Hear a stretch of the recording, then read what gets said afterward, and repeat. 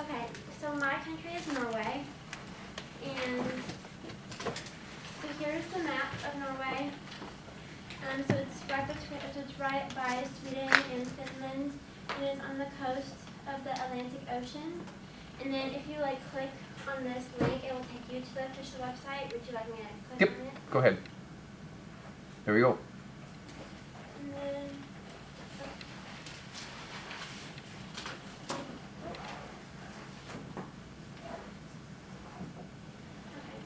And so then, for historical development, it's from World War II to somewhat present day. And so during World War II, Nazi Germany invaded Norway on April 9th, and then the German forces surrendered in May of 1945. And then for 1969, the discovery of oil in the Norwegian part of the North Sea led to an increase in wealth. And then for 1993, Israel and Palestine signed the Oslo Accords. And then for 2011, there were terrorist attacks in Oslo and Utøya on July 22nd, which resulted in about 77 deaths. So that was our 9/11 for Norway. Okay, political regime. So Norway has a constitutional monarchy and a parliamentary democracy. And so it's like Britain, the constitutional monarchy has a king or a queen with very limited power, but they're just symbolic. And so Norway's current king is Harald V. And then for the parliamentary democracy, there is a Storting, which is the legislative branch, and they have 169 members, and they handle the budgetary and supervisory powers of Norway, and they make and pass laws. And then the next is the government, which is the executive branch, and their duties are to carry out decisions that were made in the Storting, and they also initiate policies, and they can also bring up matters to the Storting as well. And then the next is the courts, and so the courts, so the decisions are based upon legislation from the Storting, and so no one can interfere with what the court has ruled. So what the court says, that goes. Unless you're the king and council, then you can pardon people if need be. And so Norway is also a welfare state. So it's based upon a social democratic model where the more you earn, the more taxes you pay. And then there's the prime minister, which is the head of the government, and he is Jonas Gahr Store. Okay, and so here's a table of political parties in Norway with how many members are currently in the government. And so there's the Labour Party with 48 members, the Conservative Party with 36 members, the Centre Party with 28, and then the Progress Party with 21. Okay, so for political conflict and competition, so this upcoming September is an election, and so far the center-left coalition led by the Labour Party is set to remain in office until this election. And some polls have shown that a right-winged coalition is more likely to come in.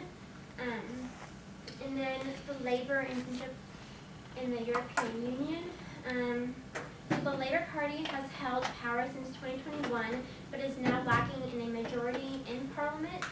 And recently, the Centre Party has left the government over a dispute on EU energy policies, which left the Labour Party to lead by themselves, and they want to stay in good relations with the EU. Okay, so for society, so families typically live close to each other, and it's very important for kids to grow up to become independent and responsible. And Norwegians live by a code that's called egalitarianism. Which basically means that we are all equal, and it is reflected by age and gender and so on and so forth. And so that also includes Norwegians addressing people by their first names, including teachers and elders. I cannot imagine calling Mr. Sowers Jeffrey. That would be very weird. But and so the official language is Norwegian, as you can guess. And then for religion, the largest religion is Christianity, with 84.7% of the population being Christianity. And then there's this pie chart or graph with the main religions on it. So there's people who are unaffiliated, which is the next highest percentage. There's Muslim, Buddhist, and Hinduism. Yeah. Okay. So now, political economy. So Norway's currency is the krone, or kroner, and so 1 krone is equivalent to 0.097 US dollars. And a lot of Norway's economy is from natural resources. And so the natural resources are petroleum and gas production, as well as like ocean-based industries, with about like 40% of ocean-based industries being Norway's value, and then 70% being exports. Okay. And so foreign relations. So Norway's close allies are NATO and the UK, the United States, and the EU, and they have a very strong developed partnership with the European Union. However, they are not a member of the European Union. So they cooperate with the EU on common security defense policies, and they are in an agreement for participation in EU civilian and military operations. So even though they aren't a member of the EU, they are a member of the EEA, which is the European Economic Area. And so the difference between the two is that the EU is a group of countries that have agreed to work together, while the EEA is an agreement that allows some countries like Norway to be a part of the EU without being members, so they can still trade with other members that are in the EU.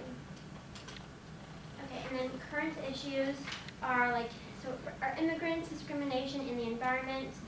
And so because Norway has a welfare and labor market model that creates a high threshold for employment, and so in doing so, refugees and other immigrants with low levels of education tend to rely on public benefits for the long term, which creates problems like poor language skills, social isolation, poor health, and so on. And there's also discrimination towards immigrants and then people of African descent. And for current issues with the environment, there's support for phasing out fossil fuels. However, the government still is exploring oil and gas fields. And then there's my